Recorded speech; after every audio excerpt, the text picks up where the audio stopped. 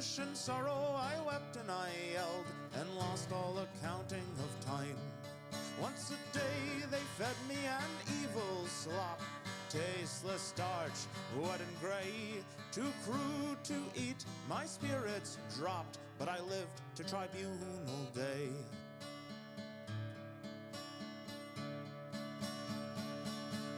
I was led into a great chiseled dome.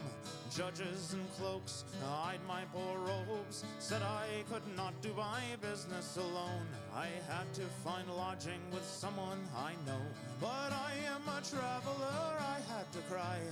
I know no soul who lives in this place. The judge looked up to catch my green eyes and silence my wails with a cast of his face. I slunk out to the marketplace. A captain looked up as if he well knew my previous tortures showed in my face. If I didn't want more, I should vacate his view. I implored every stranger I saw, but all just ignored my obvious pleas. As curfew approached, I fled those great walls, preferring to sleep in the damp with the fleas. And here I return, half starved and half drowned, but never again will I leave.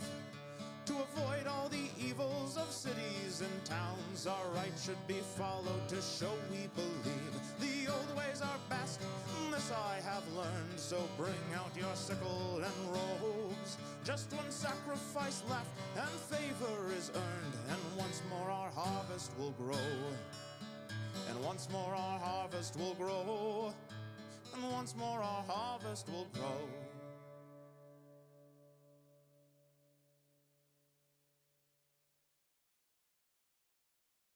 Alice the piper, with homestead behind him, scratched at the horns that grew from his head, put hoof to the soil to travel and toil, deep into country where towns to paint red.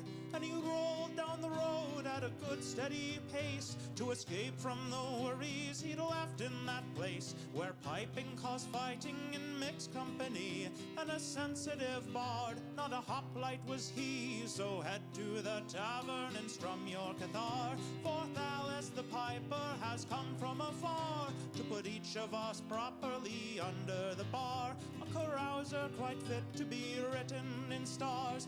From outside the islands come many strange guests, that a king or a lord may need to be set. Hospitality dictates we must show respect, and music and drinking are only correct. Ladies whose properties started great wars might come for a holiday, fleeing such bores, so they might need an escort free from our moors. A talented piper our court must implore, so head to the theater and bring your cathar, for Alice the piper has come from afar, to put even this diplomat under the bar. A carousal, I'm sure, to be written in stars, up from the sea or in caverns below. Older than legend, lost terrors grow, up to Olympus where the sacred we know deserve at the least a good piping show. True heroes adventure like furies obsessed, never to settle, to give up and rest, though keen enough bronze can solve many quests. For Titan straight fighting might not be the best, so head to Olympus, we need your cathar, for Alice the piper has come from afar, to put even the Titans under the bar. A carousing that fate would see written in stars. Head to Olympus, we need your cathar, Alice the piper has come from afar, to put even the Titans under the bar. A carousing that fate will see written in stars.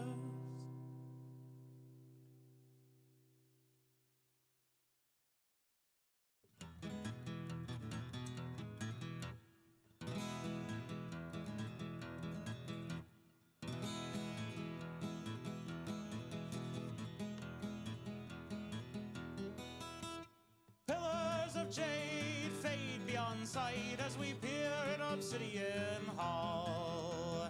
Fragments of refuse, chalky and white, surround the strewn bones by the sacrifice wall. Runes from a time too old to be known, They showed the first seeds Gaia gave to be sown, to bestial progenitors in primeval light. The surroundings are grave, but the wall stretches on, and it tells how the first trees took hold, to flourish for aeons before that red dawn, where dark brine and ruin brought horror untold. There the script changes, jagged and raw, as if a new hand went to carve. But this syntax is strange and follows no law. After that, any story is pieces and shards. Runes come to an end, the mural comes in, and the sacrifice shown in detail.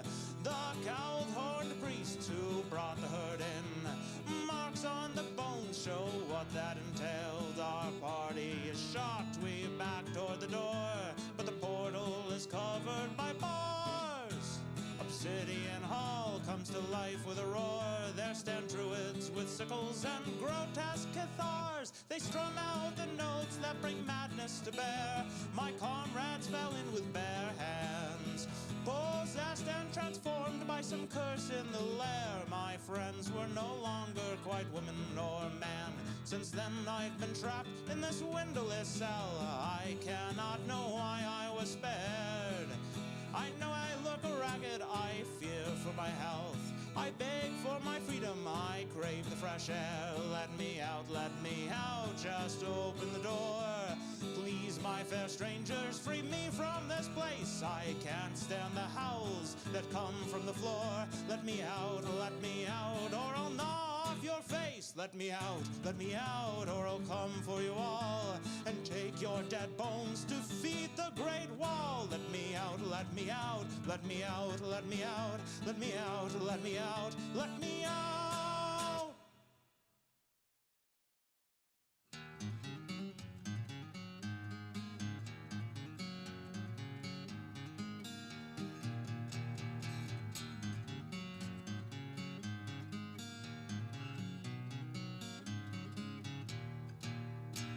The great skelly beast stood and he faced the waters that burst from the dam.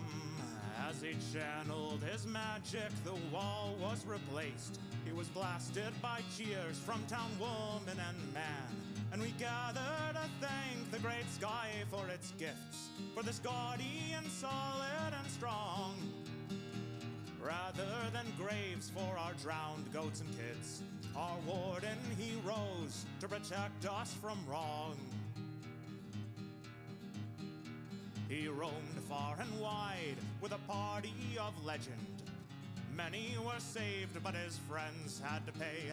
He put sorrow aside and instead tried to mend. He looked for a village who had need of his ways. Any hole could be plugged with a stout enough cork. Any dike could be mended and smoothed. He'd help mighty and rich or the impoverished short. As he knew he was needed, his ravaged heart soothed. And we gathered to thank the great sky for its gifts, for this gaudy and solid and strong, rather than graves for our drowned goats and kids. Our warden, he rose to protect us from wrong. For he came to our village, our backwater ditch, and he saw what great misery we kept. Our bedrock would constantly roil and shift. Because of this curse, we died and we wept. In our land he found holes that couldn't be plugged, and dams that couldn't be fixed. And he knew he was needed.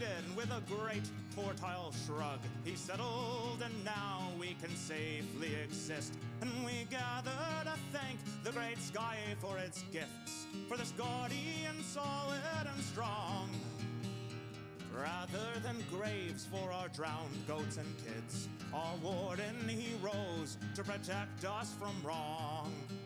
And we gather to thank the great sky for its gifts, for this guardian solid and strong, rather than graves for our drowned goats and kids. Our warden, he rose to protect us from wrong.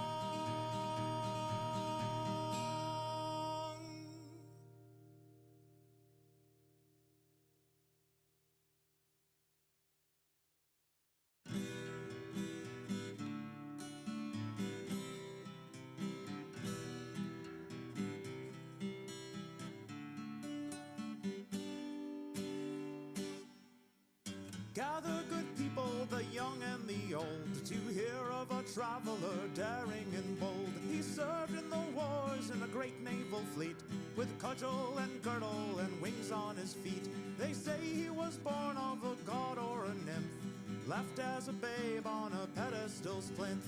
Only the blessed had such speed and such skill, and never was seen a boy with more will. Centaur and harpy cower in fear as our hero draws near. Foes ready their spears, but he runs in with haste, and they look on his face and see that his spirit is marked by the fates. If he comes by a cyclops, furious and red, who threatens to crush his bones into bread, our hero relies on the shape of his brain and attempts every parting with minimal pain. He knows in the past these giants were tricked, robbed of their flocks, blinded with sticks. He thinks for the grace of the gods stumble I, so even to monsters he's humble and kind. Centaur and harpy cower in fear as our hero draws near. Foes ready their spears, but he runs in with haste, and they look on his face and see that his spirit is marked by the fates. When the boy became man, with chest toned and broad, he crafted a plan to find goddess or god that left him alone with such spirit and need. He beseeched the blind poet and followed each lead. So he came to the briny caves close to the sea, and saw who had spawned his divine destiny. A 20-limbed kraken with human-like hands. Though he buckled in horror, he'd soon understand.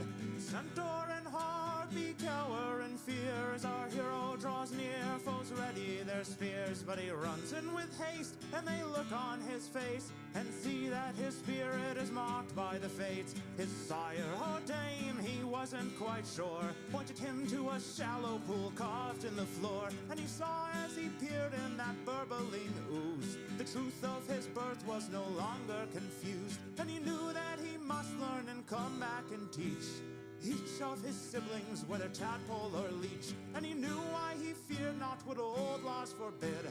Things are less fearful when your mother's a squid. Squid.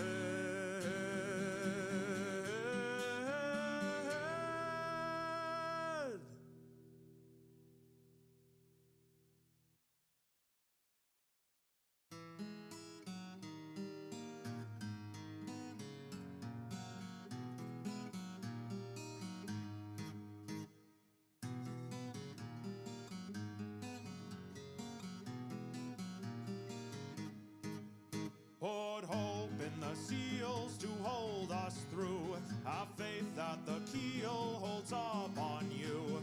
Put oar to the brine, beat the drum double time. This barge is a wreck, but it must make do.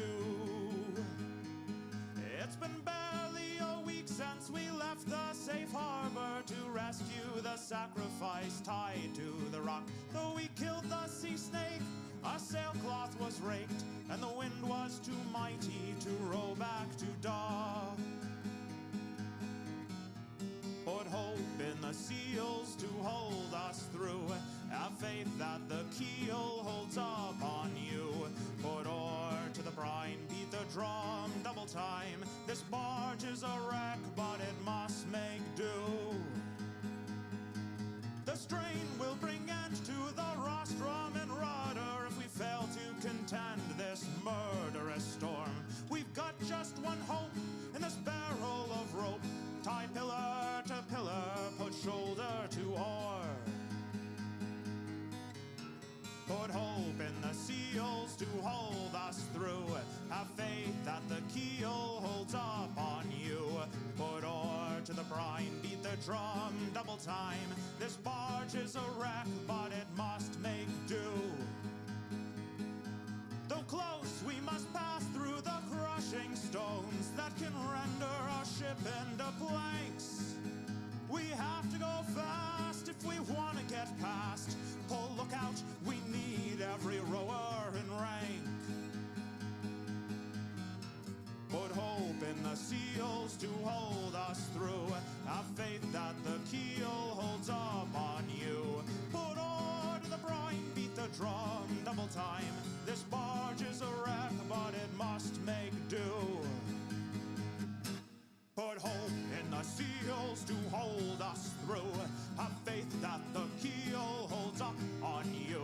Put oar to the brine, beat the drum double time. This barge is a wreck, but it must make do. Put oar to the brine, beat the drum double time. This barge is a wreck, but it must make do.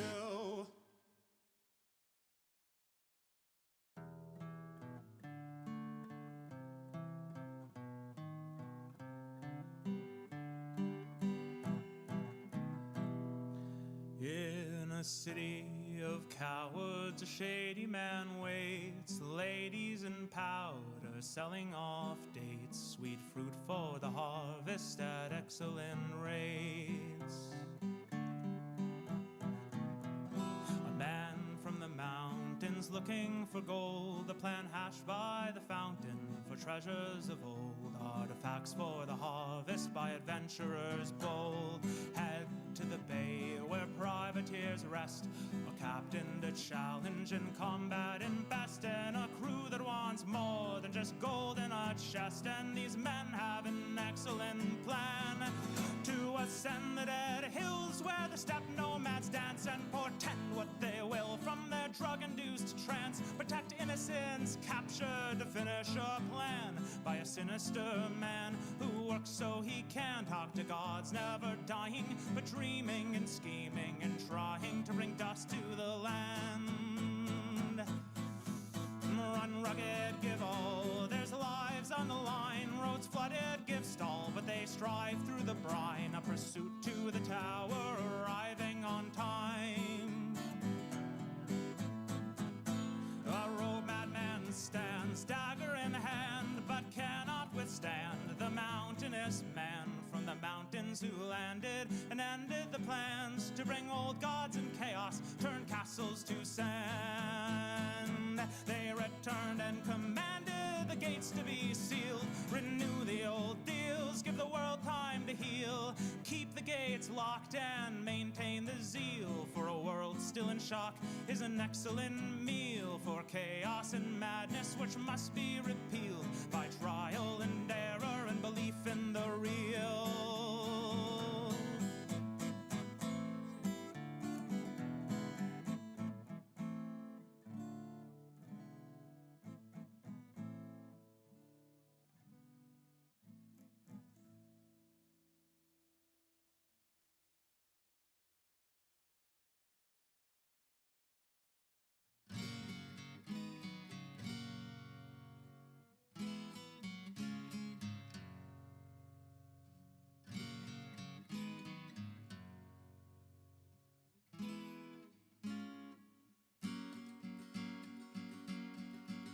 Enjoy our hospitality, our beds and bread and wine. To sleep and heal, our warmth to feel and worship our divine. Welcome here, my traveler, through rain or hazing sun. To work or trade our fields or stalls and feast when evening comes. Enjoy our hospitality, our breads and bed and wine. To feel at home, although you roam, is the gift of our divine. The roads are paved and safe to walk, guarded day and night. Scripts are saved to be read or taught, to know is its own delight. Enjoy our hospitality, our wine and breads and beds. Though you may leave, you'll always grieve for the life you could have here instead. Our walls are strong, our laws are fair, and they show us how to live. We all belong in each other's care, with just one life to give. Enjoy our hospitality, our sacramental wine. After one more night in the dead moon's light, you'll be born again divine.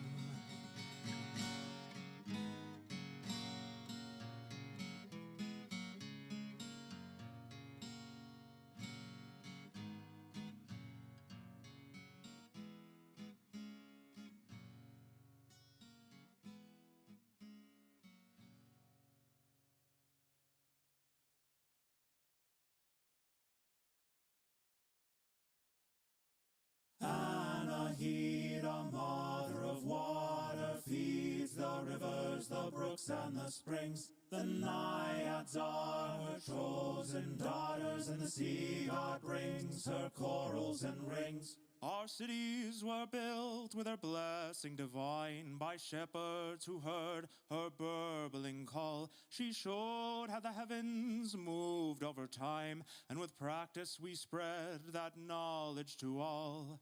Anahita, mother of water, feeds the rivers, the brooks, and the springs. The naiads are her chosen daughters, and the sea god brings her corals and rings. The magi are nothing without River Mother, but when learned travelers come from the west, they walk past the shrines and don't bathe in the water, instead rubbing griefs on their faces and chests. Anahita, mother of water, feeds the rivers, the brooks, and the springs. The naiads are her chosen daughters, and the sea god brings her corals and rings. We humor the men who risk such far travel, who covet our secrets for their fine polity.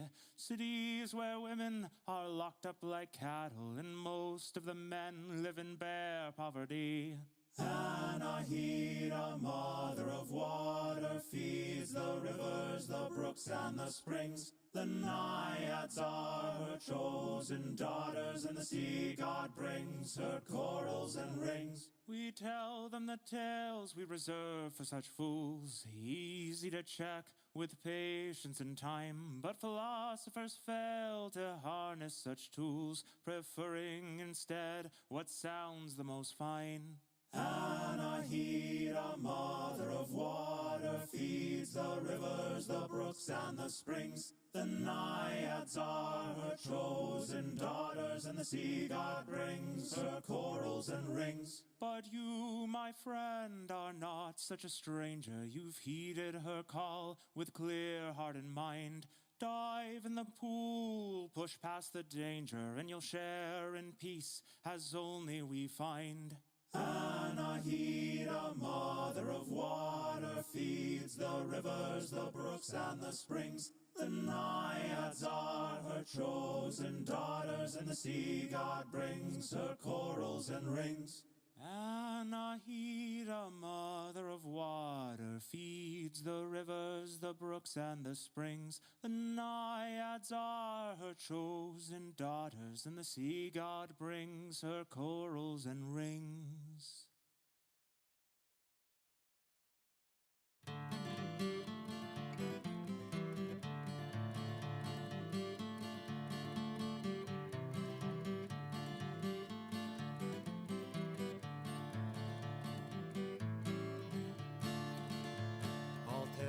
The tale of a brave and noble wanderer who fell into a place not known by men for years, a place underground, older than time or longer, growing in our terrors and our fears.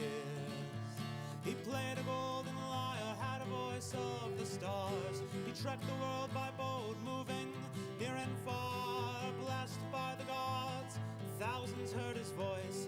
The world moved when he made that fabled choice. He joined the ranks of a famous noble vessel, manned by a crew of 50 heroic men, the son of a god, men who hunted and wrestled, some of which were never seen again. He angered the gods, and their vengeance slew his lover, a deadly nest of snakes, and left her body cold, though he knew in his heart he could never love another, and hatched a plan both foolish and bold. He played a golden lyre, had a voice of the stars. He trekked the world by boat, moving near and far, blessed by the gods. Thousands heard his voice. The world moved when he made that fabled choice.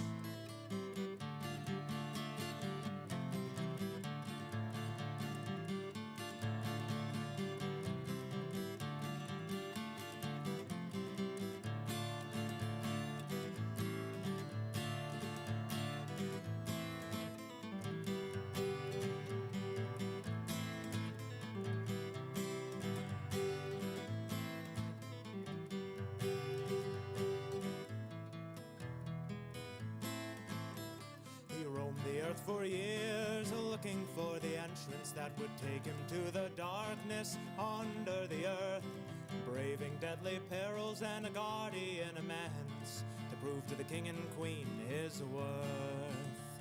He moved their frozen hearts with his beautiful song. They granted him to leave with his lover and wife if he didn't look behind as he traveled along. They would restore her soul and her life. He played a golden lyre, had a voice of the stars. He tracked the world by boat, moving near and far, blessed by the gods. Thousands heard his voice. The world moved when he made that fabled choice. Alas, curiosity proved to be his downfall. He tried to steal a glance to see if the gods spoke true. She disappeared in seconds with a sorrowed, haunting call, just as the earth's green meadows were in view. And so ends the tale of our brave and noble wanderer, who tried and failed to bring his love back to the sun. The only chance to restore his true love he squandered, and in that valley his life was undone.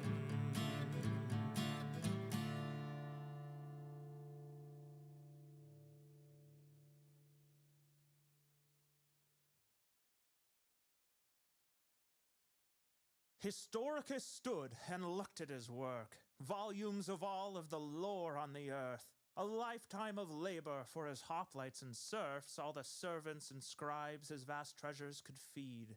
He paged through the volumes that he couldn't read. His scribes had translated and sated his needs, but he knew that the books were the greatest indeed, or so he'd been told by his huddled elites.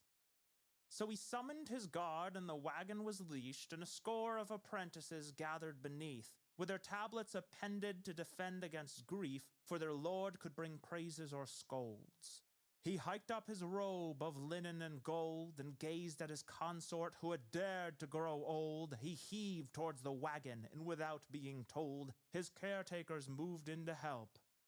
But for once he deferred, he'd do it himself. Though a noble, well-bred, he was in perfect health, so he swung up his leg and missed, and he yelled and tried to grab on to his staff.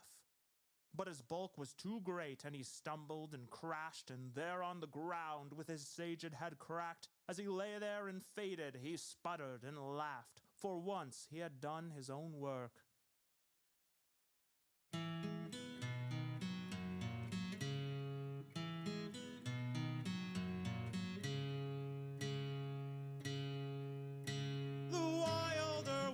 Came down from the hills and camped in the pond that sits mirror still. Spoke to the clod and the beaked and the billed, and rejoiced for her life was fine. Out from the city came a sensual man, sent out from the temple to act on a plan. The queen of the city took with forceful hands any she wanted to share of her wine. So the harlot he stopped and drank from the pool. His throat clicked and locked to feel the barb cruel. The wilder woman held out to his neck, but he won out her mercy and asked her direct. Lie with me, woman, and put down your spear. Let me take your sorrows and heartbreak and fears. Take of my spirit, take all that you need. My body is here to follow your lead. After 7 and 7 vivid nights that they laid, the wilder woman grew newly afraid. The beasts were now fearful of her touch and her gaze, and she wept at what she had lost. The man saw her tears and softened the pain. He pulled out the beetles and moss from her mane. He spoke of the city and why he had came, and wept at what it had cost. So through 2 more weeks they mingled and talked, wore breeds into sandals with smooth river rocks, tanned hide of a lion for girdle and cape, and walked close together to the great gates. Come out, great queen, and find a true foe. Don't pilfer the husbands of your women folk. I lost to you humans my tie to the land, so come out, dear monarch, and die by my hand.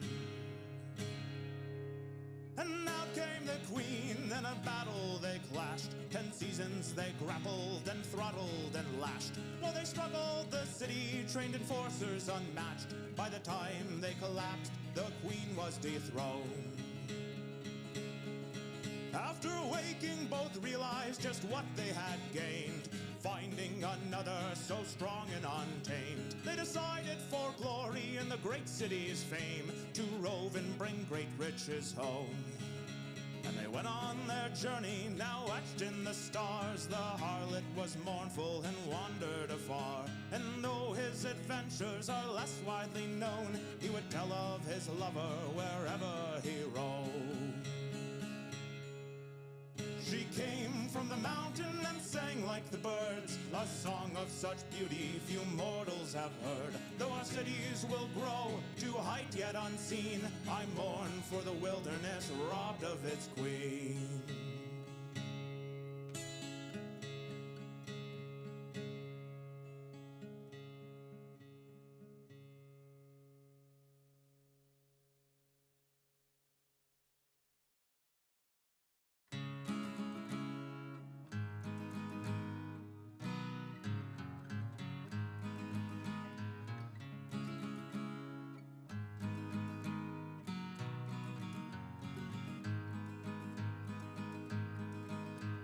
Sweet sings the siren over salt water foam. The sailors who took me so far from my home are raving and screaming and clawing their ears, trying to block out the song that they hear. Though I hear the singing, ringing and clear, my heart is not captured by longing or fear. I wait for my jailer to rush to the fray, with the singers as cover. I steal away, though late in the night, without the sun's rays. I hurry my flight while my captors are dazed.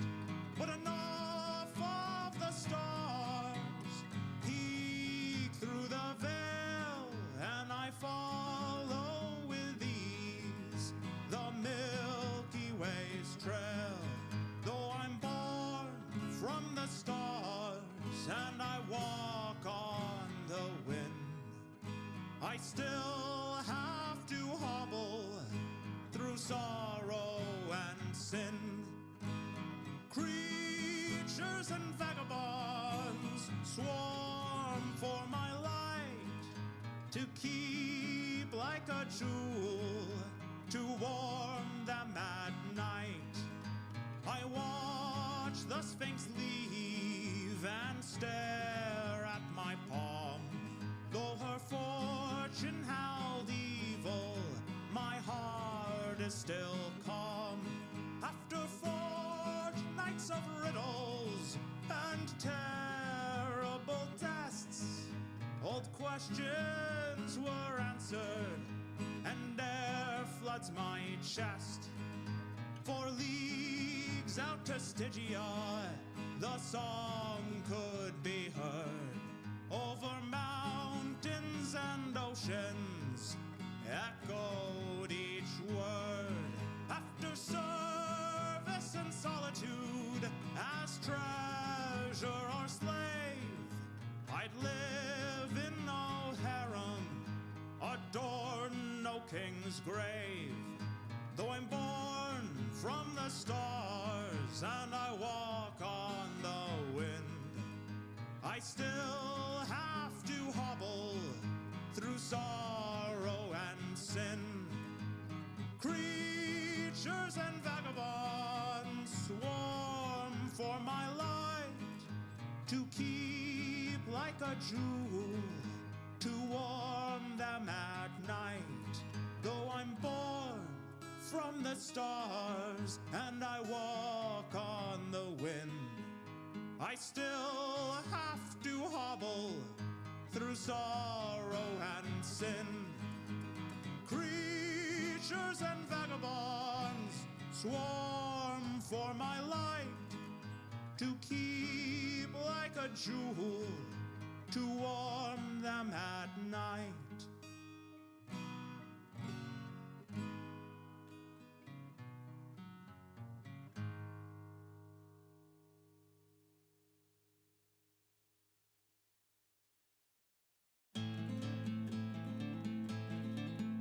Aye, the red pulsing glow and the hammerheads blow, our destiny pulled from the ground. With 4 crucibles cracked and our calamine brass, no longer will we be held down. Well, the fates may decree that we speak blasphemy when we choose to be free of their web. But our sisters deny that we have to die for the sins of the heaven-cursed dead. Rise against the heaven sent to keep us meek and low. The lies that warped our hooves and skin have kept us down below, as if it was hubris to want to be fed. Put clothes on our children or sleep in fine beds. If gods were so great, we'd already be dead. Our people have paid more than you know, so we bided and planned and brought in more hands. We had spies in the ranks of their priests. Over oceans and sands we reached foreign lands and readied ourselves to rise from beneath. The foreigners came and clashed in our name. Cunning cowled cowards fled their great stones. The triumphant remained and new kingdoms were laid by the victors who'd won their new homes. We rose against the heaven sent to keep us meek and low. We know that with their evil spent, our kingdom will still grow. Though they came from outside, they helped us to be free, to mold and to shape our own destinies, to watch the old gods turn tail and flee. Our people have won more than you know.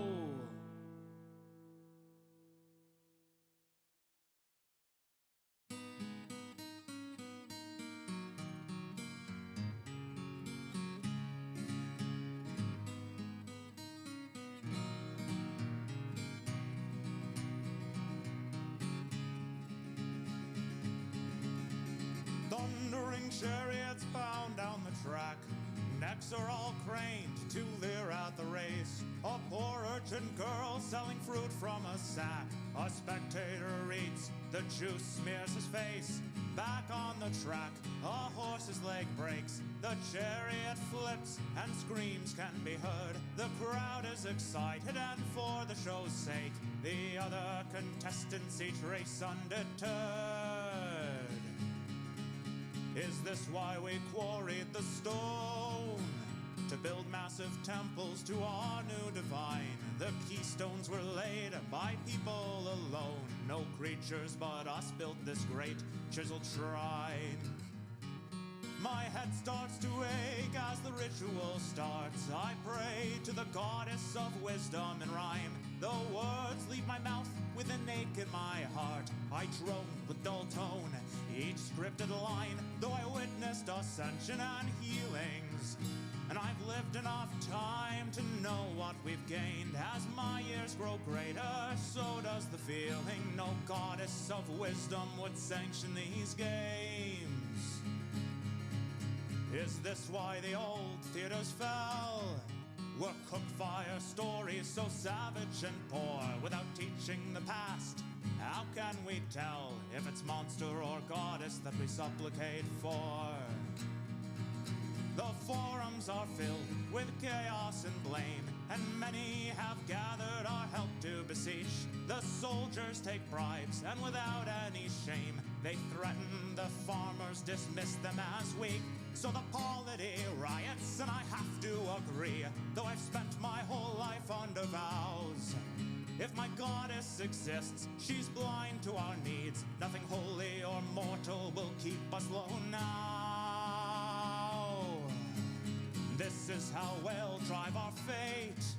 No out-of-touch gauntlet will again be revered. We'll raise our own people who have proved themselves great, and never again will we bow to our fear.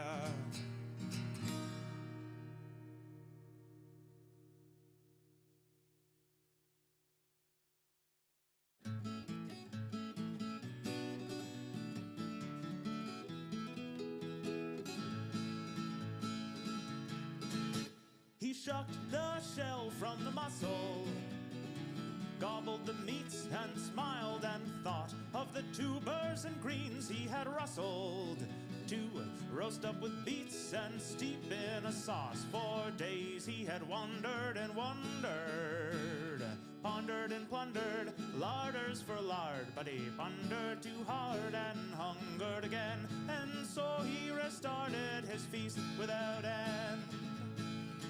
He napped in the bristles while whistled by bolts and other such missiles, launching or logged some battle or siege or bloody revolt. He finished his meal and started to nod.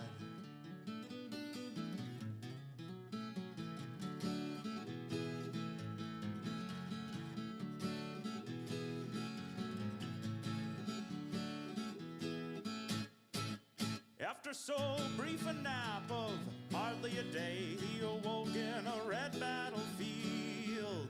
He thought of the visceral waste and decay, but just for a minute, then looked for a meal. For weeks he had wandered and wondered, pondered and plundered, larders for lard, but he pondered too hard and hungered again, and so he restarted his feasts without end. Well, something had always confused him. Others abused him, but he just didn't bleed, or let in the spear tips to puncture his skin. He wondered why others felt such wanted need. If you really love life, do like him, just don't die. Maintain your mask and deeply breathe in. He tried to tell folk, just refused to comply. If a psychopomp visits, send him to kin. For years he had wandered and wondered, pondered and plundered, larders for lard, but he pondered too hard and hungered again, and so he restarted his feast without end. For years he had wandered and wondered, pondered and plundered, larders for lard, but he pondered too hard and hungered again, and so he restarted his feast without end.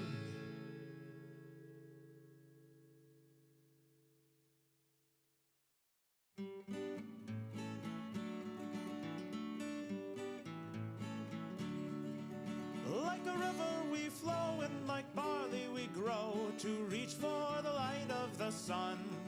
By the burbling brook and the oaths that we took to unite and face shadows as one. When I saw you at first, I took no special heed as you led in the flock from the hills. But when tragedy struck and you rose to our needs, my murmuring heart pushed my faltering will. Like the mountains we stand, and like titans we plan to push against dire designs. Amidst blossoms of gold, with our futures untold, we merge and mix water and wine. As we raised up our children and guarded the flocks, the tribes of the Iron Man swelled. By truncheon or pike, by arrow or rock, one by one we were pushed towards hell. Like the great winds we howl, and we rake like the owl, who terrifies creatures that creep. If we die in our flight, at least we gave fight and refused to go softly to sleep. But the man-creatures ran and we breathed with relief, though steep was the price that we paid. Filly and foal were screaming in grief, 10 score were the gravestones we laid. Like a river we flow, and like barley we grow, to reach for the light of the sun. By the burbling brook and the oaths that we took to unite and face shadows as one. Like the mountains we stand, and like titans we plan to push against dire designs. Amidst blossoms of gold, with our futures untold, we merge and mix water and wine.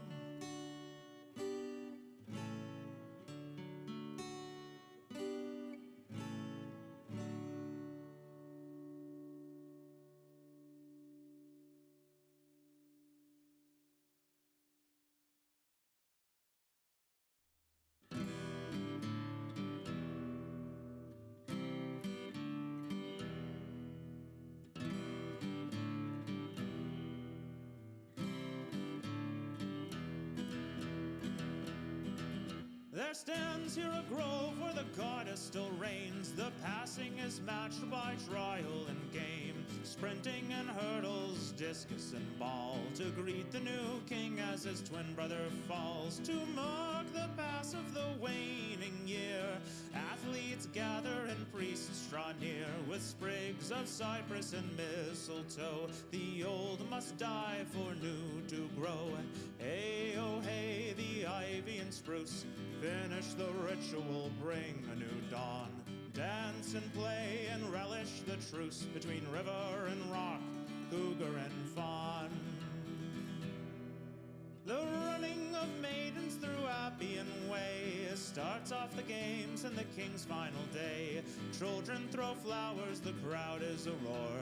Their feet end up bloody, but pain is ignored. As the Vestal race closes, the first feast begins. A stout satyr waddles with wine on his chin. He opens his throat and velvet notes spring, as if the Green Mother herself were to sing. Hey, oh hey, the alder and spruce finish the ritual, bring a new dawn. Dance and play and worship the truce between Titan and Godlings, the wolf and the fawn. As the banquets continue, the grapplers walk in, anointed in oil, clad only in skin, to wrestle and struggle and exhibit their skill, a true test of strength, constitution, and will. Hey, oh hey, pomegranate and spruce, finish the ritual, bring a new dawn. Just today we honor the truce between secrets and wisdom, lion and fawn. Discuses flung from dizzying spins, javelins thud as their heads splinter in. Targets and straw are retrieved for the stage, to build up the flame that will bring a new age. Hey, oh hey, serpent and spruce, finish the ritual, bring a new dawn. Eternity gazes and blesses our truce between power and ignorance, tiger and fawn.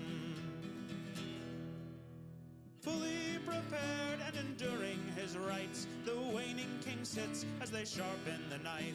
He remembers ascension and his long year was grand, as he readies the crescent moon scepter in hand. Hey, oh hey, barley and spruce, the ritual's done, we gaze at the dawn. Eternity kneels, blessing our truce between chaos and order, Venus and fawn. Hey, oh hey, barley and spruce, the ritual's done, we gaze at the dawn. Eternity kneels, blessing our truce between chaos and order, Venus and fawn.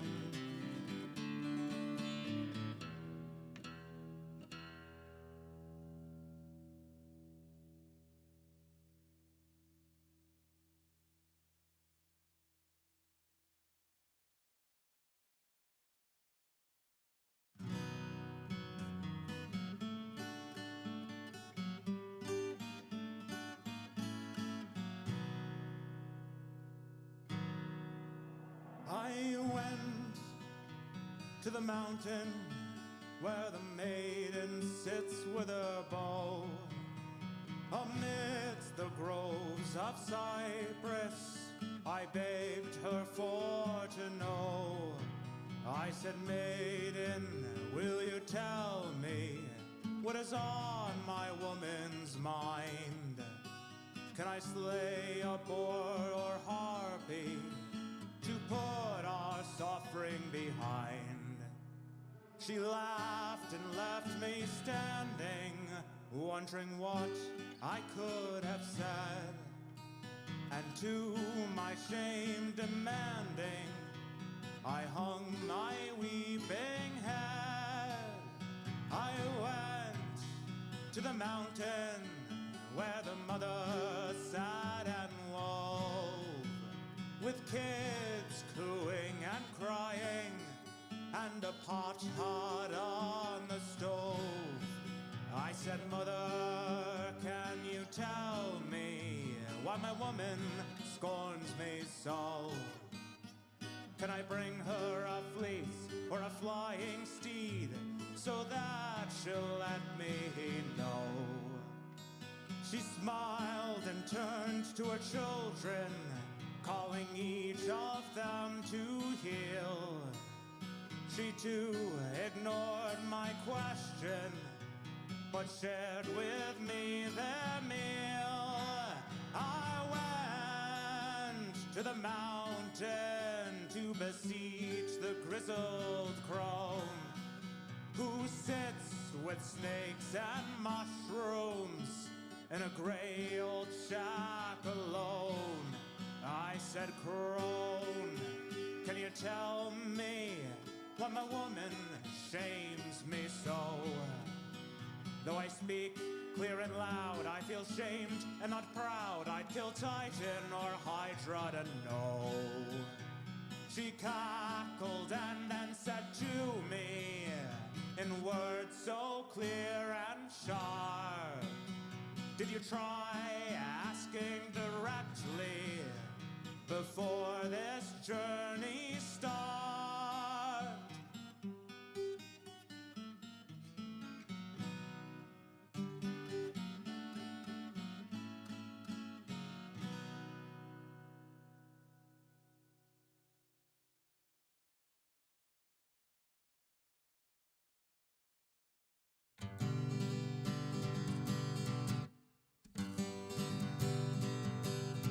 Well, the fox went out on a chilly night, prayed to the moon to give him light, for in many a mile to go that night before he reached the town, oh, town, oh, town, oh, many a mile to go that night before he reached the town, oh. He ran till he came to a great big pen, and the ducks and the geese were kept therein. Said, a couple of you are gonna grease my chin before I leave this town, oh, town, oh, town, oh. A couple of you are gonna grease my chin before I leave this town, oh. Then he grabbed the gray goose by the neck, he threw the duck across his back, and he didn't mind the quack, quack, quack, and the legs all dangling down, oh, down, oh, down, oh. He didn't mind the quack, quack, quack, and the legs all dangling down, oh. Old Mother Flipper Flopper jumped out of bed, out of the window she cocked her head, crying, John, John, the gray goose is gone, and the fox is on the town, oh, town, oh, town, oh. John, John, the gray goose is gone, and the fox is on the town, oh. Johnny ran to the top of the hill, he blew his horn both loud and shrill. The fox, he said, I better flee with my kill, or they'll soon be on my trail, oh, trail, oh, trail, oh. The fox, he said, I better flee with my kill, or they'll soon be on my trail, oh. And he ran till he came to his cozy den, there were the little ones, 8, 9, 10, said, Daddy, Dad, I better go back again, for it must be a mighty fine town, oh, town, oh, town, oh. Daddy, Daddy, better go back again, for it must be a mighty fine town, oh. Then the fox and his wife, without any strife, cut up the goose with a fork and a knife. They never had such a supper in their life, and the little ones chewed on the bones, oh, bones, oh, bones, oh. They never had such a supper in their life, and the little ones chewed on the bones, oh.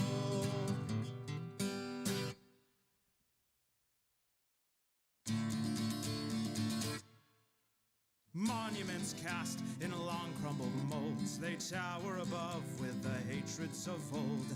Metal that withstood erosion and age needs to fall now to answer our rage.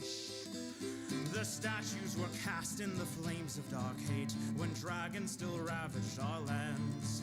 It reminds of a past we must reformulate, so grab up the rope, hold it tight in your hands.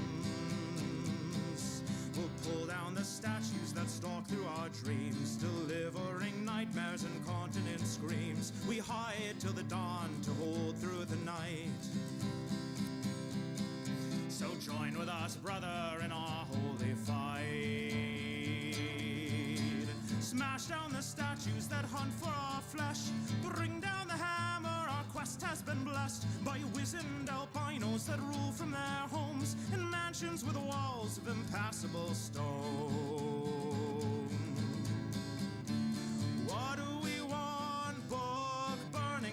answer our yearnings, the past must be cleansed. And never forget, our final regret was none of us ever had any real friends. So move now, my comrades, my partners in crime. Although we are weak, by mobbing we'll find we number enough, we can force them to see what power can come from a master's degree. Smash down the statues that hunt for our flesh. Bring down the hammer, our quest has been blessed by wizened albinos that rule from their homes in mansions with walls of impassable stone. 2468 will have no debate. This matter too dear to come to a vote. To fight for our rights, we come in the night. To sever their heads from their evil bronze throats. Smash down the statues that hunt for our flesh. Bring down the hammer, our quest has been blessed by wizened albinos that rule from their homes in mansions with walls of impassable stone. In mansions with walls of impassable stone. In mansions with walls of impassable stone.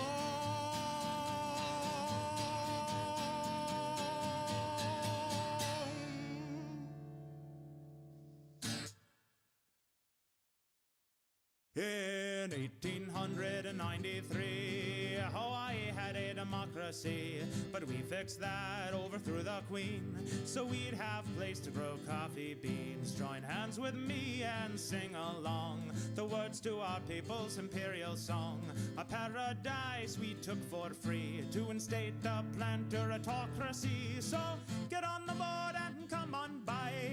See the apple of the Pentagon's eye. 11 bases, 15 billion a year. That will keep us safe, my dear. So mahalo aleichem, aloha salam. Come and tell me when the party's on. If you're a bit chubby, well, don't you frown. Our most famous singer weighed 600 pounds. So before the sea rises and brings its doom and traps us in this ashy tomb, take a jet plane here, go for a whirl, see the last green grass of a dying world. So mahalo akbar, you know it's haram to skip the luau on a Ramadan, as Kamehameha himself used to say. You gotta jihad the aloha way. Mahalo akbar, you know it's haram to skip the luau on a Ramadan, as Kamehameha himself used to say. You gotta jihad the aloha way. You gotta jihad the aloha way. You gotta jihad, you gotta jihad, you gotta jihad the aloha way.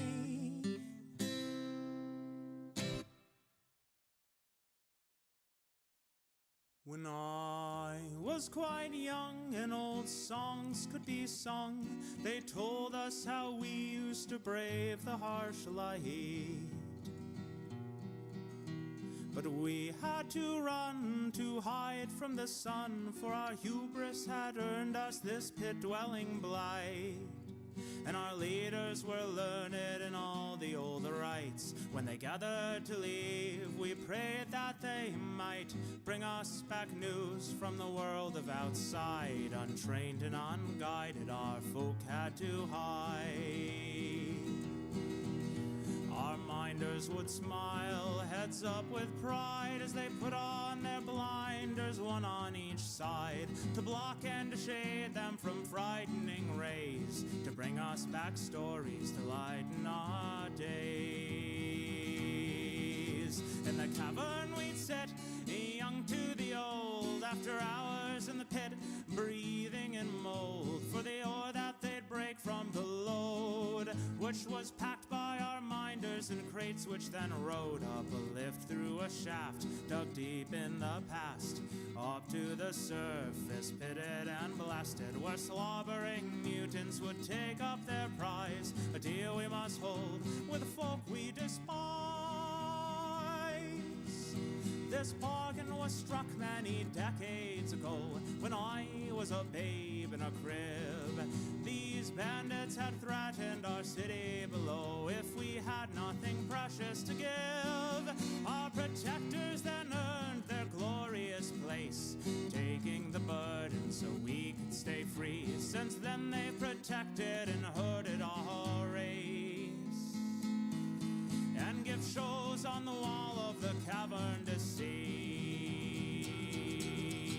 The things from outside, they project from a light that beams from a channel bored out up high.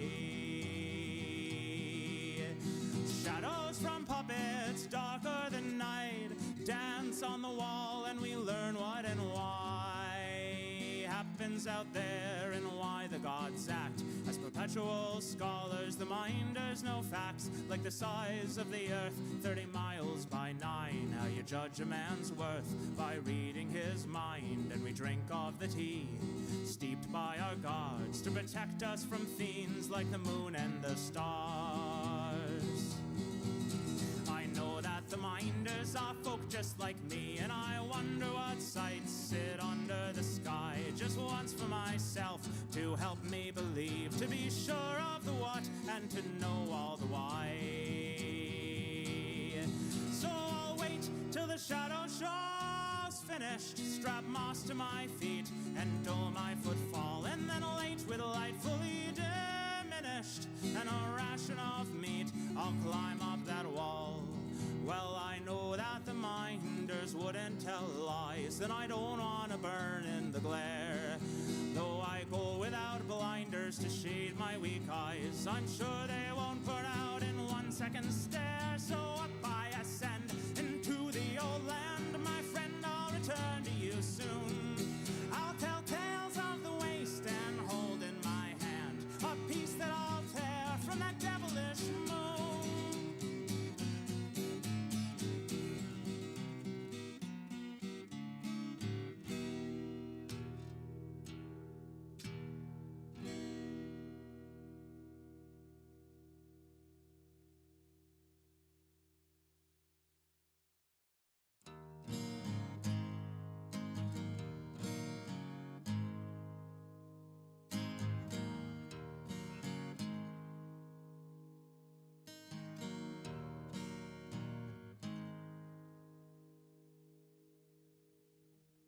Who is like God, who treads on the sod and pushes the plow like a serf?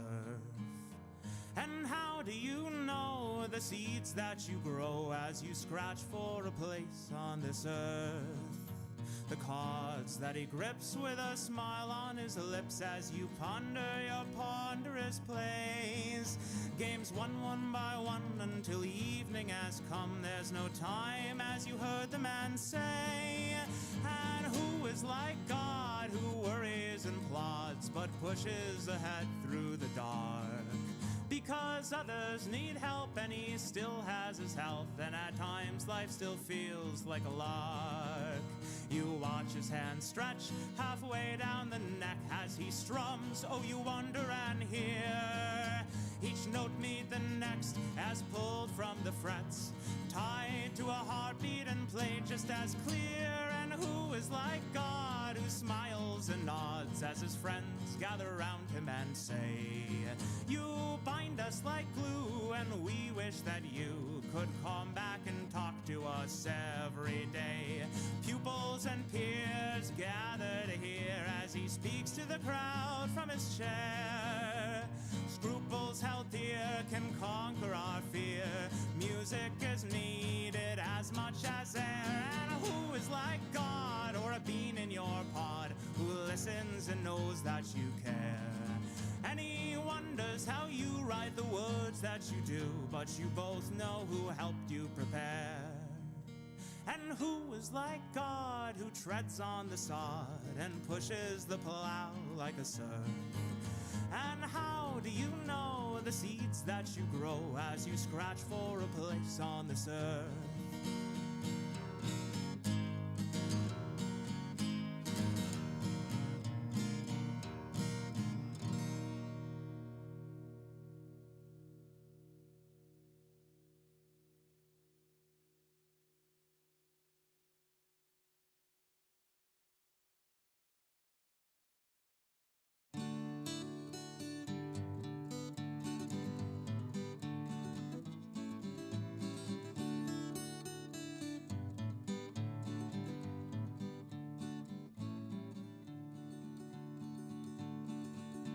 He came from the uplands on a misty day.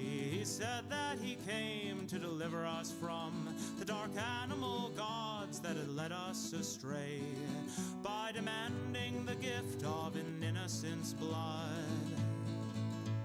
Ride to the south, our just king, and carry your banner proudly. On your return we will sing to greet your triumph loudly. He carried the light and remembered the word, but respected the rule of the rod from up high, until one dark day his faith was disturbed, though given his orders he could not fathom why. The priest of the rod said a town was enthralled by our most evil, craven, and treacherous foe. Though the hero sent missives and attempted to stall, he was ordered to raise the town much to his woe.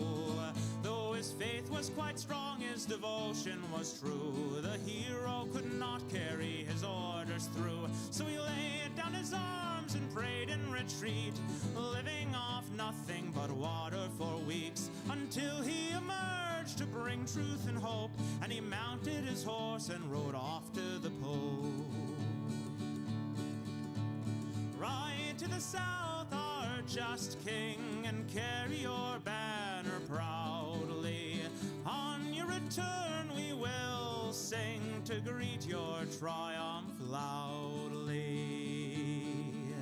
He rode till he came to the high papal keep, and barged into the rooms of the Pope fast asleep, grabbed rod, frock, and crown, threw them down at his feet, where he shattered their power to cower the weak. He rode back to the uplands on a misty day, having rescued the light from its keepers infirm, to tell folk how to live, or to think, or to pray. A king lives to serve, respect must be earned.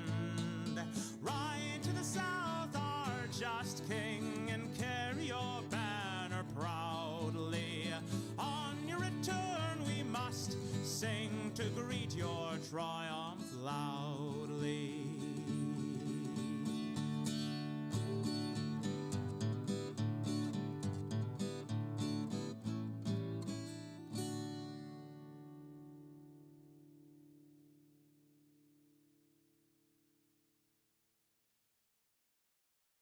Carmela was sweet and pale as the petals of flowers that bloom under light of the moon.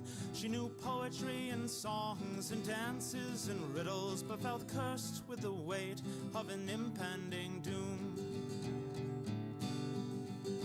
Because she had seen the way others were treated, the plain-looking girls and most of the boys, they were challenged and bullied and crushed and defeated. But Carmela got nothing but affection and toys. She knew that she had to evade this dark fate of being treated like a most precious object.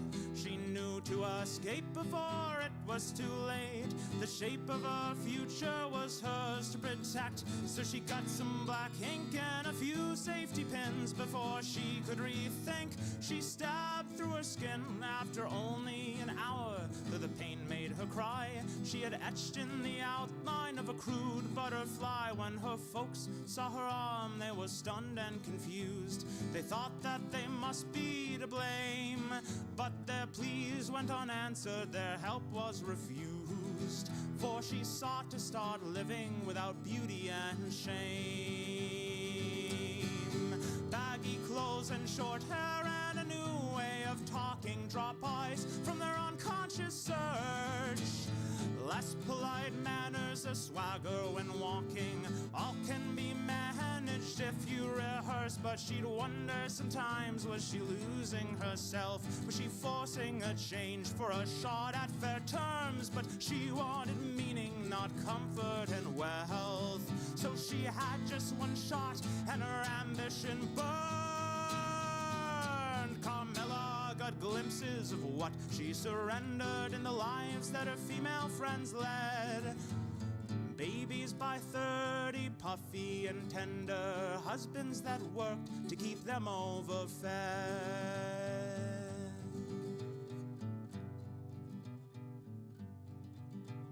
The passing of time seemed unkind to her friends. They told her that something had changed. Special patients and treatments had come to an end. Strangers were acting distressingly strange. But Carmela didn't notice too much of a change. Turtle-necked with a stately mustache. Her dealings with peers, old and new, stayed the same. If she needed assistance, she just had to ask. As an elder, Carmela would often reflect on a life so impactful and strange.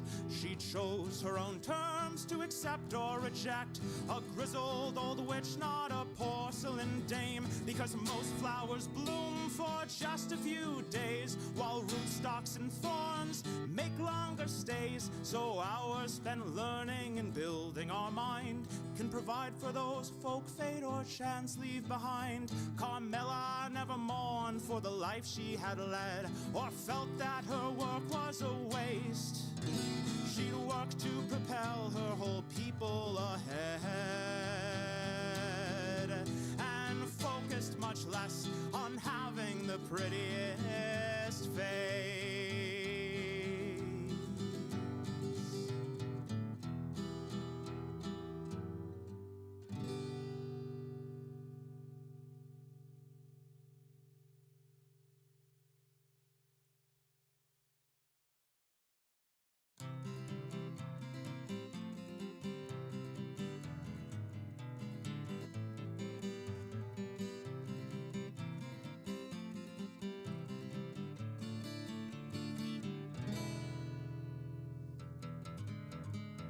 A girl with eyes of crystal balls and hair of the darkest mystique, grins with violet painted lips, approaches me and speaks. She shares her name as I do mine, with gestures plain and sweet, then tells me she's a Capricorn. I ask her what that means.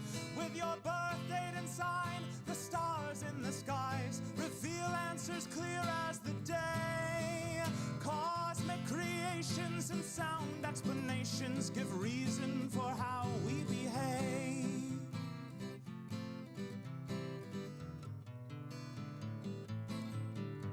Well, I asked her to show how this could be so, how this method so ancient and wise could judge people's fate while the stars constellate. If those stars have all shifted since Babylon's time, it's more likely to me that a man's personality is shaped not by auras in space, but by family and friends and the way that he spends his days navigating this place.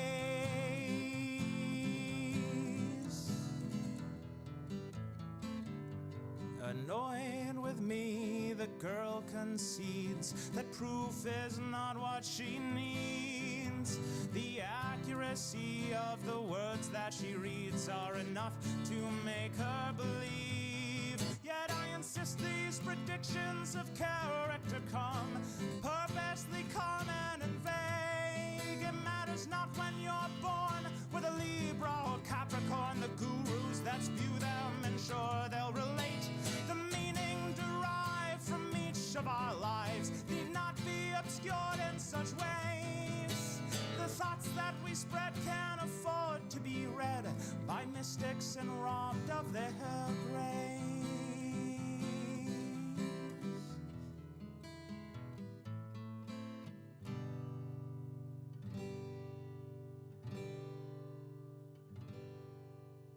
The girl only stared, surprised that I dare to question these feelings she's felt. Yet my sympathy sways as she traipses away, off to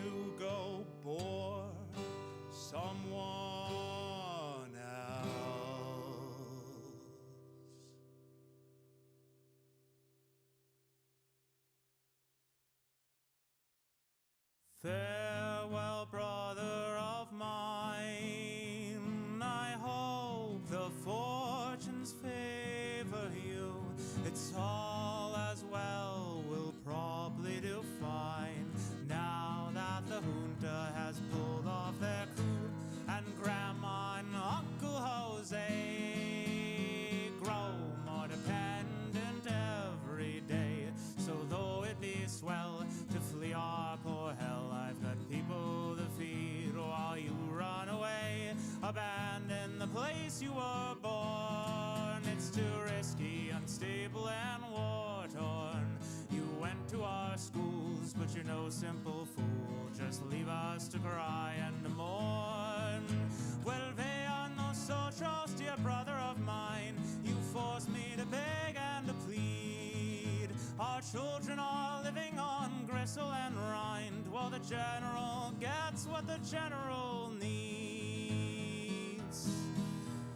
Bread lines are starting to form.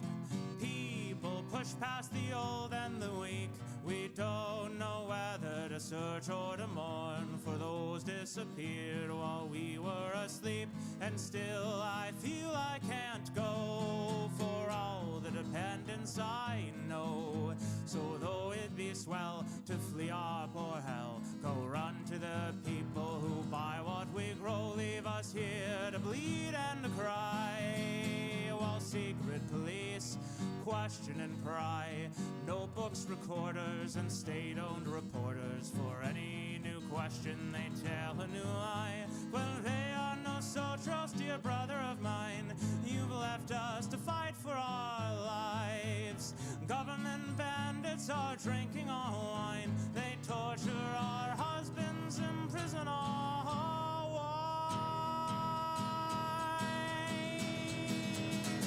While you run, we make plans, and we bide our time. We strike while we can, make them pay for their crimes. And after we've won, you can let your kids know how many were gunned down to bring back the vote.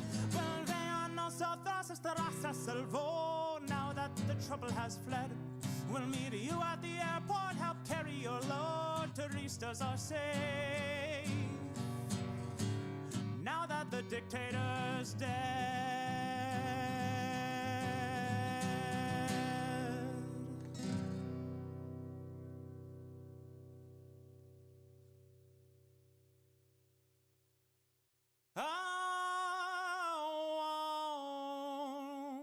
On a big white nut, a flat spruce gut, a board that shakes for days.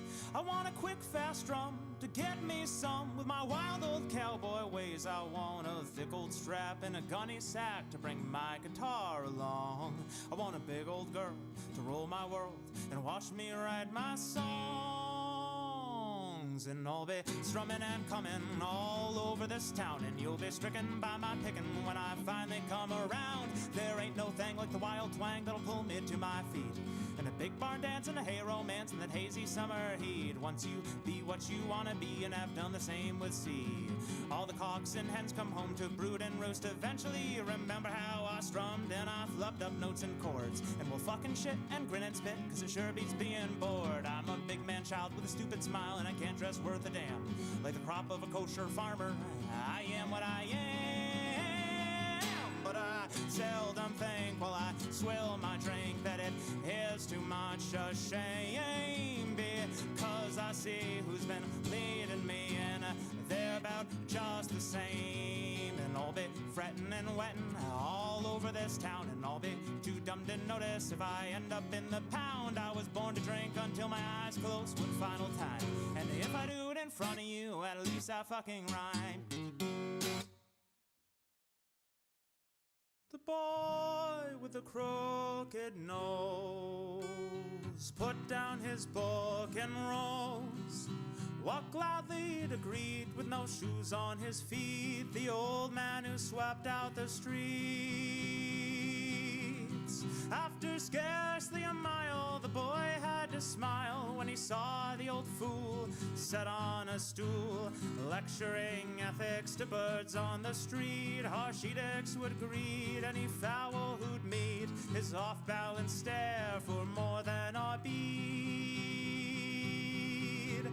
After he'd heard enough shaming of birds, the crooked-nosed boy came to the old man to ask of old legends or gossip he'd heard, and they spoke like conspirators sharing a plan.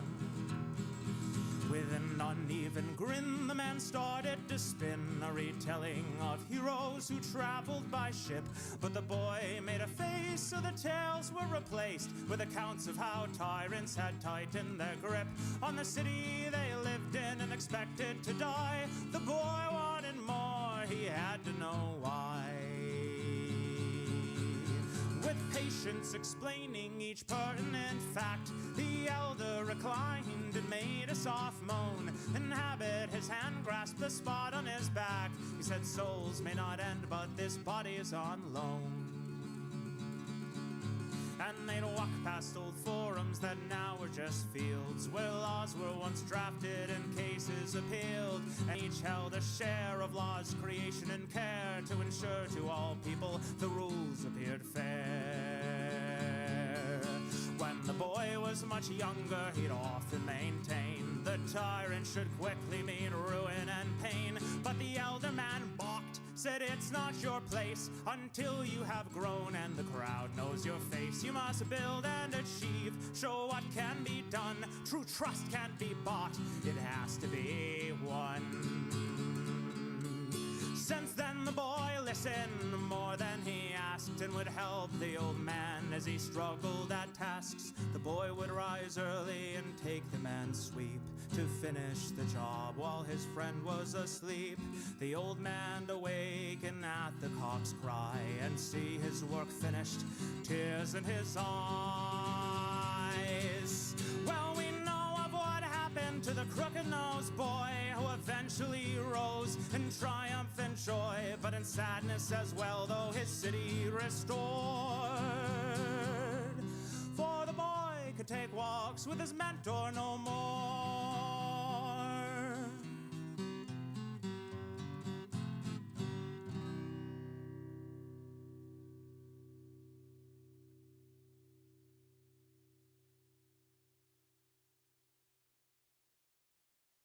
God, give me a hit of that shit as I roll down Copper Road Drive. Thank God I got me a lick of that spit, or I might have just rolled up and died. I was born alone down in a Georgia town with a spittoon in my hand, and I know deep down it's a world of clowns, so I pick tunes with my band. And goddamn freedom flows through the trees like a sweet babe's Georgia smile, and I hear the little fiddle on the whistling breeze saying country folk can survive.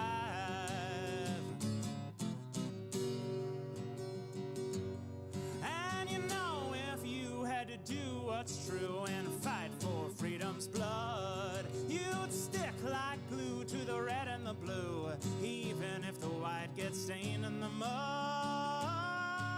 Shit, and I rip, tearing up clods as I drive down Copper Road. I spit and applaud our branded gods because Amazon saved our soul. I move where I must, but I have my own will, with the wheel pushed to my chest. On this big tour bus as I'm crushing these pills, maintaining compliance with my manifest. Because the algorithm that supplies my living keeps my schedule pretty tight. But after I drop this cargo I got, we can party all night, get rowdy and fight, saying country folk can survive.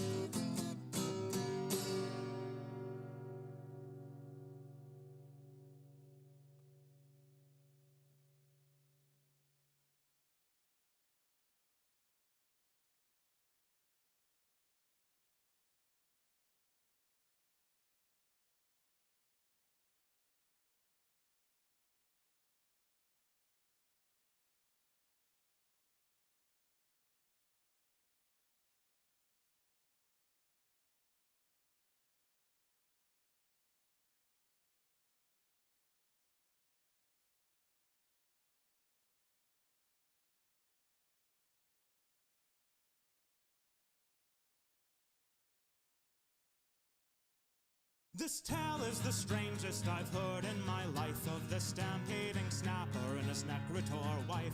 One from the west, the next from the east. Together they acted like one fearsome beast. They would stamp into town and terrify all. The snappers' deep stomps would crash houses and walls, while the Necrotor circled and came up behind and claimed that she knew all the pains on their minds.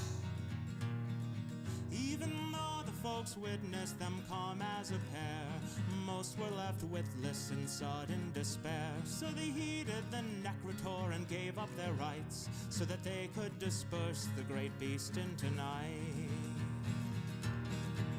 The great snapper continued his work with no stall, and once nothing was left he would beckon and call. At this she would cackle and fly through the roof, but her lies worked so well few left cared for the truth.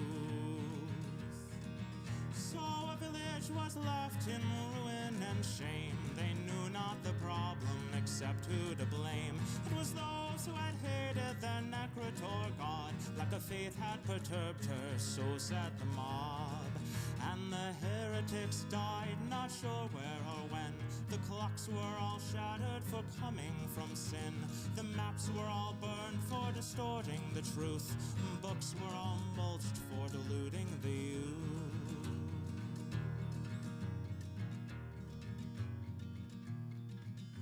And thus was my story, heartbreaking and strange. A land born in glory, now deeply deranged. If you go to that bad land so sprawling and vast, you'll find none who remember their civilized past.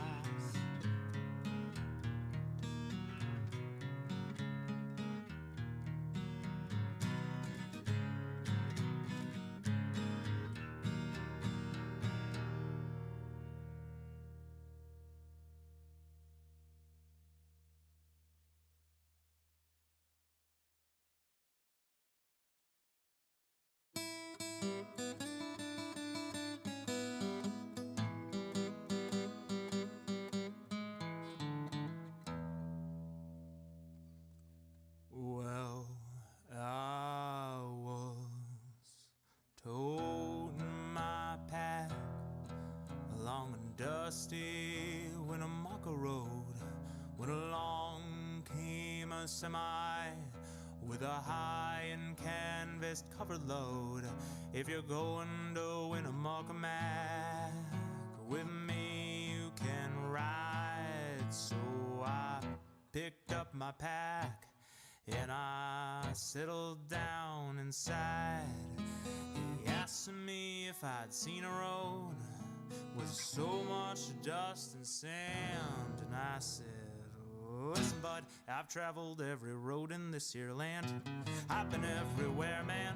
I've been everywhere, man. I crossed the deserts bare, man, and I breathe the mountain air, man. Of travel I've had my share, man. I've been everywhere. I've been to Reno, Chicago, Fargo, Minnesota, Buffalo, Toronto, Winslow, Sarasota, Wichita, Tulsa, Ottawa, Oklahoma, Tampa, Panama, Ottawa, La Paloma, Bangor, Baltimore, Salvador, Amarillo, Tocopilla, Barranquilla, Ambadilla, I'm a killer. I've been everywhere, man. I've been everywhere, man. I crossed the deserts bare, man, and I breathed that mountain air, man. Of travel I've had my share, man. I've been everywhere. I've been to Boston, Charleston, Dayton, Louisiana, Washington, Houston, Kingston, Texarkana, Monterey, Faraday, Santa Fe, Tallapooza, Glen Rock, Black Rock, Little Rock, Oswego, Tennessee, the Hennessy, Chicopee, Spirit Lake, Grand Lake, Devil's Lake, Crater Lake, for peace sake. I've been everywhere, man. I've been everywhere, man. I crossed the deserts bare, man, and I breathed that mountain air, man. Of travel I've had my share, man. I've been everywhere. I've been to Louisville, Nashville, Knoxville, Umpapika, Sheffield, Jacksonville, Waterville, Costa Rica, Pittsfield, Bakersfield, Springfield, Shreveport, Hackensack, Cadillac, Fond du Lac, Davenport, Idaho, Jellicoe, Argentina, Diamantina, Pasadena, Catalina. See what I mean? I've been everywhere, man. I've been everywhere, man. I crossed the deserts bare, man, and I breathed that mountain air, man. Of travel I've had my share, man. I've been everywhere. I've been to Pittsburgh, Parkersburg, Ravensburg, Colorado, Ellensburg, Rexburg, Vicksburg, El Dorado, Larimore, Hatmore, Haverstraw, Chattanooga, Chaska, Nebraska, Alaska, Opa, Baraboo, Waterloo, Kalamazoo, Kansas City, Sioux City, Cedar City, Dodge City. What a pity. I've been everywhere, man. I've been everywhere, man. I crossed the deserts bare, man, and I breathed that mountain air, man. Of travel I've had my share, man. I've been everywhere.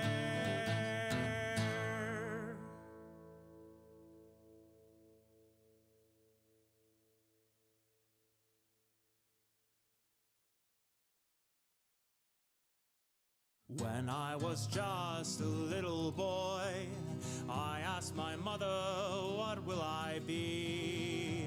Will I be handsome? Will I be rich? Here's what she said to me. Que sera, sera. Whatever will be, will be. The future's not ours to see. Que sera, sera. What will be, will be.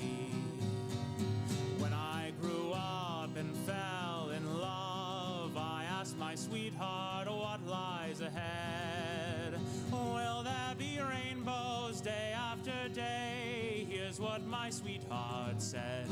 Que sera, sera. Whatever will be, will be. The future's not ours to see. Que sera, sera.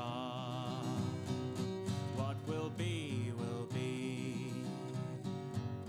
Now I have children of my own. They ask their father, what will they be? Will they be pretty? Will they be rich? I tell them tenderly, que sera, sera. Whatever will be, will be. The future's not ours to see. Que sera, sera. What will be, will be. Que sera, sera. Whatever will be, will be. The future's not ours to see. Que sera, sera. What will be, will be. Que sera, sera. What will be, will be.